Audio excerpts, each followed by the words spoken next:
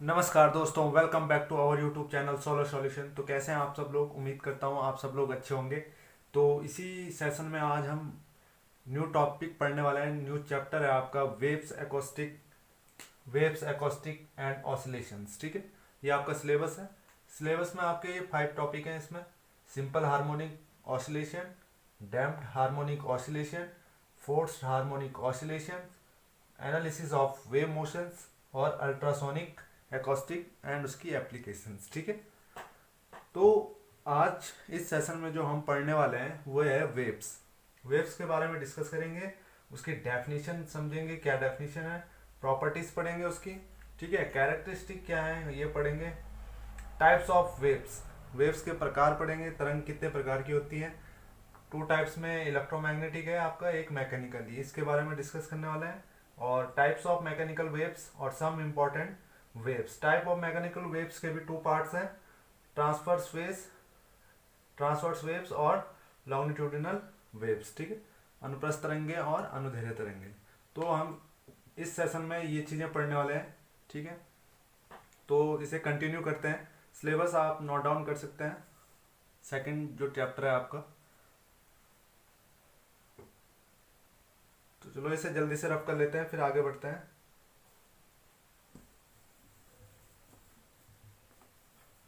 बिना time waste किए, ज़्यादा टाइम नहीं है और जल्दी से इसे कंप्लीट करते हैं इसको। ठीक है, तो वेव्स के बारे में बात कर रहे हैं हम सबसे पहले। तो वेव का जो मीनिंग होता है वो होता है क्या? वेव को हम सिंपल वर्ड लैंग्वेज में बोल सकते हैं तरंग। क्या बोल सकते हैं? तरंग। ठीक है, दूसरा मार्कर ले लेते हैं। वेव को बोलते हैं हम तरंग या लहर बोल सकते हैं। लहर, जैसे समुद्र की लहरें होती हैं, है ना, सुना होगा आपने। जैसे बाल्टी है कोई, ठीक है, ये कोई बाल्टी है, तो इसमें क्या है, पानी भरा हुआ है। इसमें अगर सपोज पानी भरा हुआ है, हमने क्या कर दिया, एक पत्थर डाल दिया इसमें, तो इसमें भी क्या होती है, वेव्स उत्पन्न होती है, लहरें उत्पन्न होती है ना। पानी इस तरीके से चलने लग जाता है ना, तो वे भी एक प्रकार की वेव्स हैं। तो इसी चीज को हम अच्छे से समझते हैं। ठीक है, तो वेव्स का मतलब होता है लहर। तो भौतिकी में अगर हम देखें इसको, अगर इसको समझते हैं तरंग को, तो ये बहुत व्यापक रूप होता है इसका। ठीक है, और ये कई प्रकार के कंपन या दोलन का व्यक्त करता है। अब इसमें बहुत सारे कंपन्स होते हैं और बहुत मतलब वाइब्रेशन और ऑसिलेशन जो होते हैं वो आपके उस टाइप को क्या करता है, व्यक्त करता है। तो इसके अंतर्गत हम जैसे हम बोल सकते हैं इलेक्ट्रोमैग्नेटिक हुआ, इलेक्ट्रो मैग्नेटिक हुआ, अभी मैंने लिखाया था, और एक हुआ मैकेनिकल। तो इस तरीके की और भी वेव्स हैं, पर जो मेनली है, जो मुख्यतः वेव है, जो इम्पोर्टेंट वेव है, वो ये दो ही हैं। ठीक है, आपकी इलेक्ट्रोमैग्नेटिक और मैकेनिकल, मतलब जिसको हम बोलते हैं विद्युत चुंबकीय, और दूसरी होती है आपकी यांत्रिकी तरंग। तो वेव के बारे में अभी हम समझते हैं एग्जाम्पल के अकॉर्डिंग। एग्जाम्पल ले लें अगर हम, जैसे यहाँ पर एक इंसान है, ठीक है, एक इंसान यहाँ पे है और एक यहाँ पर है। एक्चुअली ये कॉल पे बात कर रहे हैं, किस पे बात कर रहे हैं, कॉल पे। ये भी इनके पास भी फोन है, इनके पास भी फोन है, तो ये बात कर रहे हैं। तो इस तरीके से वेव जा रही है, तरंग जा रही है। या या तो ये कर रहा है कि यहीं से बोलना, फोन नहीं कर रहा है सपोज, या अगर इसको आवाज दे रहा है कि हेलो रोहित, कहाँ, मतलब रोहित मेरे पास आ जाओ। अगर ये सपोज ये व्यक्ति बोलता है कि हेलो रोहित मेरे पास आ जाओ, तो मतलब इसको साउंड सुनाई देगी, वहां तक साउंड सुनाई देगी। जब इसे सुनाई देगी तो ये साउंड जो है, इस साउंड जो है, ये इसमें कोई मास नहीं है, मतलब इसमें कोई मास नहीं है, मतलब ये व्यक्ति खुद इसके पास चला के, मतलब वहां पे चला नहीं गया और बोल दिया उसने कि रोहित मेरे पास आ जाओ, ऐसा नहीं हुआ। मतलब मास की जरूरत नहीं होती है। तो इसीलिए हम इसको बोल सकते हैं कि विदाउट ट्रांसफर ऑफ मास। अगर जो एनर्जी लगी है, इसको बोलने में जो एनर्जी लगी है, इसने बोला कि हेलो रोहित मेरे पास आओ, तो जो बोलने में एनर्जी लगी है, तो एनर्जी का यूज होता है, और विदाउट मास। ठीक है, मास की कोई जरूरत, मतलब आवश्यकता नहीं होती इसमें, सिर्फ एनर्जी की।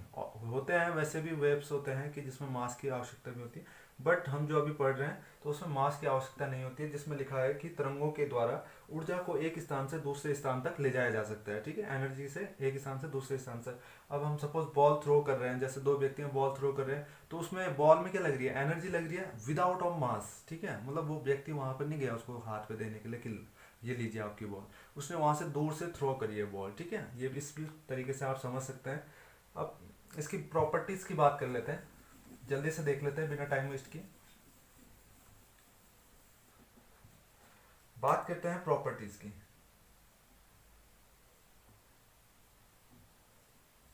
इसके गुण जो हैं वो क्या है, ठीक है। अब इसके गुण जो हैं वो 4 पॉइंट होते हैं इसमें। अगर हमें मानक के आधार पे देखें तो हमें 4 चीज़ों की आवश्यकता होती है, 4 मानक की आवश्यकता होती है। जैसे आप बात कर सकते हैं हम वेव लेंथ की, है ना, वेव लेंथ हुआ आपका, एम्पलीट्यूड हुआ, एम्पलीट्यूड की जरूरत भी होती है, और बोल सकते हैं हम जैसे डिस्टेंस हुआ, या स्पीड बोल ले जो मेनली है, स्पीड हुआ आपका, और फ्रीक्वेंसी की बात करें अगर, ठीक है, तो इन चीज़ों की मेनली आवश्यकता होती है। हमें वेवलेंथ चाहिए, हमें अगर हमें तरंग को फाइंड आउट करना है, या किसी तरंग का गुण उन मतलब इन मानकों के, अगर हमें तरंग का गुण चाहिए, वेव का अगर प्रॉपर्टीज चाहिए, तो उसके लिए हमारे पास ये चीज़ें होनी जरूरी है, एम्पलीट्यूड, फ्रीक्वेंसी, स्पीड और वेवलेंथ। वेवलेंथ को आप लैम्डा से तरंग दैर्घ्य बोलते हैं, जिसे क्या बोलते हैं, तरंग दैर्घ्य से डिनोट कर सकते हैं।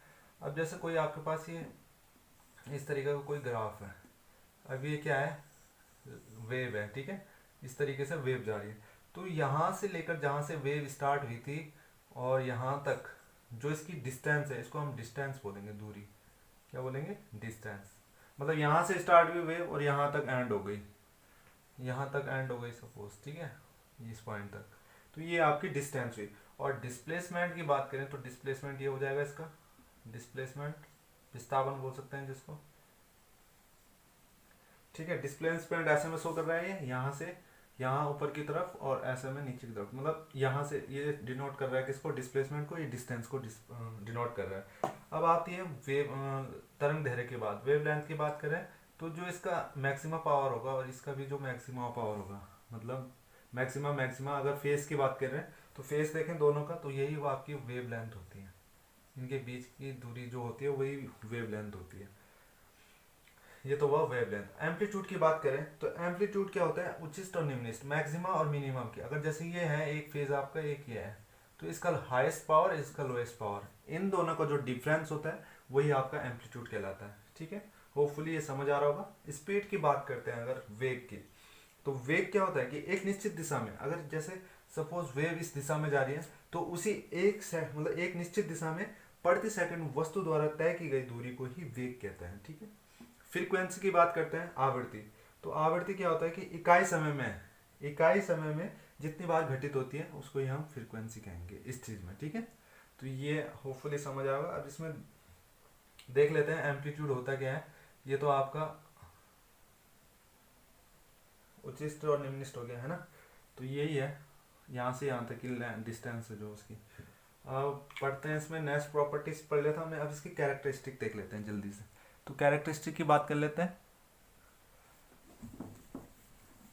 इसे रफ करते हैं इसे।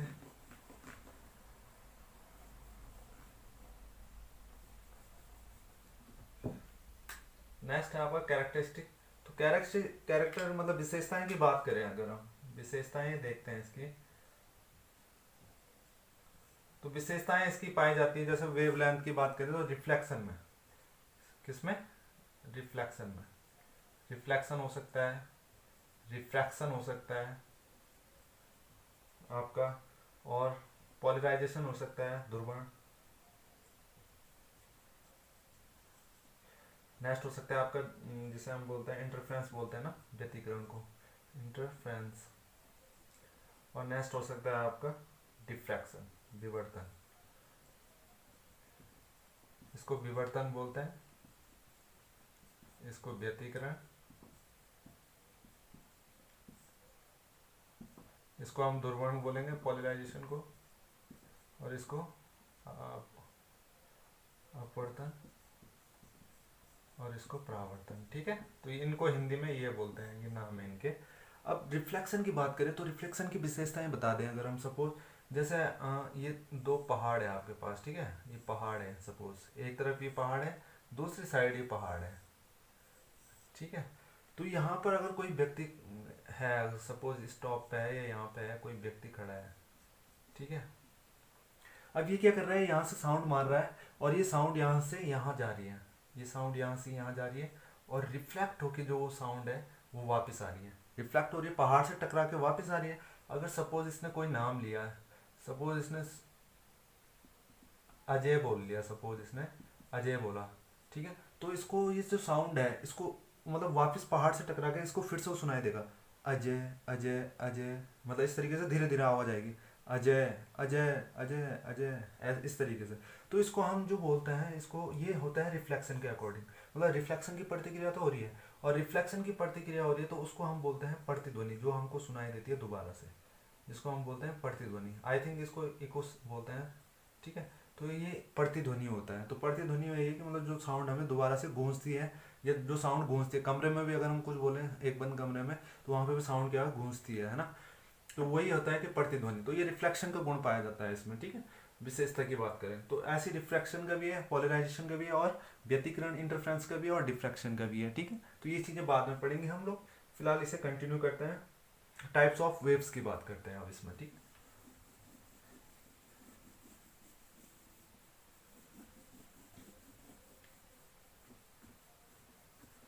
अब टाइप ऑफ वेव्स की बात करते हैं। मैंने कहा आपके पास दो टाइप्स होते हैं इसके, एक होता है इलेक्ट्रोमैग्नेटिक इलेक्ट्रोमैग्नेटिक वेव्स, और दूसरा कहा मैंने मैकेनिकल वेव्स, मैकेनिकल वेव्स। अब दोनों में अंतर क्या है जी, क्या होती है मैकेनिकल और क्या होती है इलेक्ट्रोमैग्नेटिक, ठीक है। तो अगर हम इलेक्ट्रोमैग्नेटिक की बात करें तो इलेक्ट्रोमैग्नेटिक होता है कि जिसमें मीडियम की आवश्यकता नहीं होती है। सिंपल सा डिफरेंस है कि इसमें मीडियम की आवश्यकता नहीं होती है और इसमें मीडियम की आवश्यकता होती है, भाई ये अंतर है इसमें मेनली। मतलब इसमें हम एयर ले सकते हैं, वाटर ले सकते हैं, कोई सा भी मीडियम ले सकते हैं हम, ठीक है। पर इसमें कोई भी मीडियम की आवश्यकता नहीं है, ये तो ये होता है सिर्फ वैक्यूम। क्या होता है, वैक्यूम में होता है, ठीक है। अगर हम बात करें जैसे हमारा सौर मंडल की बात करते हैं, अगर हम सौर मंडल में है, जैसे सूर्य है ना, सूर्य है, और यहाँ पर अर्थ जो है इसका राउंड लगा रही है, राउंड लगा रही है। तो ये क्या होता है, फिर भी वैक्यूम में क्या है, ये चीजें चलती रहती हैं, जबकि वहां पर एयर भी नहीं है, वाटर भी नहीं है, इस तरीके से मतलब। तो फिर भी ये क्या कर रही है, मतलब जो अपना लक्ष्य है उसको, टारगेट को पूरा कर रही है ना। ये भी इस चीज को क्या कर रही है, पूरा कर रही है। तो ये इसका काम है। और वैक्यूम में ये क्या कर रहा है, फिर भी तय कर रही है अपनी दूरी को, अपनी दूरी को तय करके यहाँ पर हमें प्रकाश दे रही है धरती पे, ठीक है। तो यही चीज है कि वैक्यूम में भी ये फिर भी दूरी तय करता है। अब मीडियम की बात करते हैं, तो इसको हम बोल सकते हैं, अगर आप लिखना चाहो तो लिख सकते हैं कि electromagnetic waves are the waves which can travel even through the vacuum. ये मतलब वैक्यूम में भी ट्रेवल कर सकती हैं, ठीक है। कौन, इलेक्ट्रोमैग्नेटिक वेव्स जो होती हैं। और अगर हम मीडियम मैकेनिकल वेव्स की बात करें तो ये इसके लिए मीडियम की आवश्यकता होती है, जैसे आपकी एयर या वाटर बोल सकते हैं आप, या जैसे दो व्यक्ति बात कर रहे हैं फोन में, तो जैसे अब एक व्यक्ति यहाँ पे है, ये मैंने बताया जैसे एग्जांपल, एक व्यक्ति यहाँ पे है, ठीक है। तो यहाँ पे ये कॉल कर रहे हैं, सपोज ये कॉल कर रहे हैं, कॉल बात कर रहे हैं, तो यहाँ से वेव्स ऐसी तो जाएगी, तरंग जो जाती है ना, तरंग जा रही है, तो वो उसको सुनाई दे रही है, जो बोल रहा है वो उसको सुनाई दे रही है। तो किसके, बाई एयर के द्वारा, किसके द्वारा, बाई एयर के द्वारा। यहाँ पर जो मीडियम है वो एयर का है ना, खुले में वातावरण। तो ये चीजें हैं, अगर कॉल भी नहीं कर रहा, नॉर्मल उसको बोल रहा है, तो वो भी फिर बाई एयर की मीडियम में ही काम कर रहा है। तो ये होता है। तो हम बोल सकते हैं कि mechanical waves can not travel through the vacuum, मतलब मैकेनिकल वेव्स जो है वो कभी भी वैक्यूम में नहीं चल सकता है। They need a medium for a their propagation, उसके लिए प्रोपोगेशन की जरूरत होती है। जैसे हम प्रोपोगेशन की बात करें, अगर यहाँ पे प्रोपोगेशन वर्ड आया यहाँ पे, तो इसको समझ लेते हैं। अब प्रोपोगेशन की बात कर रहे हैं, तो प्रोपोगेशन होता क्या है, प्रोपोगेशन, ठीक है, ठीक है। तो प्रोपोगेशन की बात कर रहे हैं, तो प्रोपोगेशन वो होता है, जैसे हम पहले घंटी है, जैसे बेल आइकन है आपका, जैसे हमारा यूट्यूब पे है, ठीक है, आप चैनल को सब्सक्राइब कर सकते हैं, साथ में बेल आइकन प्रेस कर सकते हैं। तो इसी तरीके से उसमें भी होता है, इसमें भी होता है, ठीक है। अब जैसे ये इस तरीके से कोई घंटी है, ठीक है, डायग्राम पे मत जाना, ठीक है। तो आप क्या करना है, इसको जैसे हमने इसको प्रेस किया, इस बेल को प्रेस किया, तो इसमें क्या हुआ, दोलन ऑसिलेशन उत्पन्न हो गया। इस तरीके से घंटी बजती रही बजती रही। इसमें क्या हुआ, साउंड का प्रोडक्शन हुआ। किसका, साउंड का प्रोडक्शन हुआ। साउंड का क्या हो गया, प्रोडक्शन। और जो साउंड का प्रोडक्शन हुआ मंदिर की घंटी में, तो जैसे कोई दूर खड़ा व्यक्ति होगा, दूर दराज में होगा, तो उसको भी अगर घंटी की वेल सुनाई देती है तो वो प्रोपगेशन हो, मतलब उस तक भी वो आवाज़ पहुंची है, तो वो आपका प्रोपगेशन कहलाता है।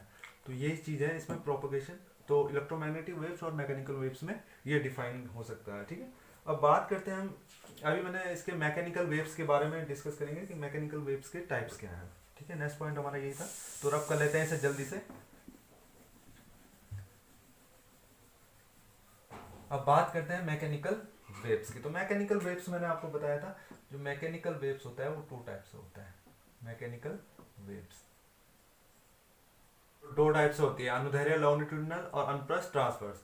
तो अनुप्रस्थ की बात करते हैं, तो अनुप्रस्थ तरंगे वे तरंगे होती हैं यदि माध्यम के कण और तरंग की गति, अगर माध्यम के जो कण है और तरंग की गति की दिशा के लंबवत दोलन होता है। सपोज यहाँ पे एक पेड़ है, ठीक है, और इस पेड़ पे रस्सी बांधी गई है इस तरीके से, मतलब ये तरंग की तरफ चल रही है।